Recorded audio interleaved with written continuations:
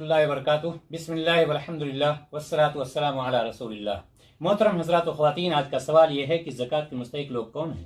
ہر مسلمان کو چاہیے کہ زکوٰۃ دینے سے پہلے یہ دیکھ لے کہ زکوٰۃ کس کو دے رہا ہے، کہیں غیر مستحق کو نہ مل جائے۔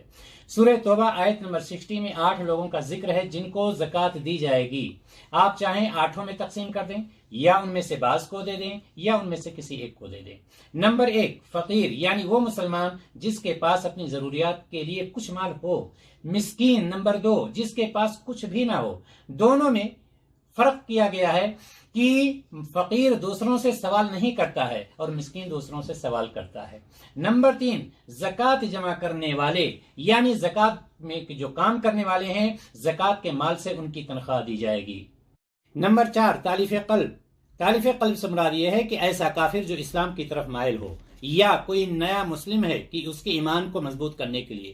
نمبر 5، غلاموں اور لونڈیوں کے لیے تاکہ وہ اپنے آپ کو آزاد کر سکیں۔ نمبر 6، قرض دار یعنی مقروض، جو اپنے اہل و عیال پر جائز اخراجات کی وجہ سے مقروض ہو گیا ہو اور اس کے پاس قرض کی ادائیگی کے لیے نقدی یا کوئی جائیداد نہ ہو، اس کو بھی زکوٰۃ کا مال دیا جا سکتا ہے۔ اسی طرح نمبر 7، فی سبیل اللہ، اللہ تعالیٰ کی راہ میں، جو اللہ کی راہ میں جہاد کر رہے ہوں اور ان کو بیت المال سے کچھ بھی نہ مل رہا ہو۔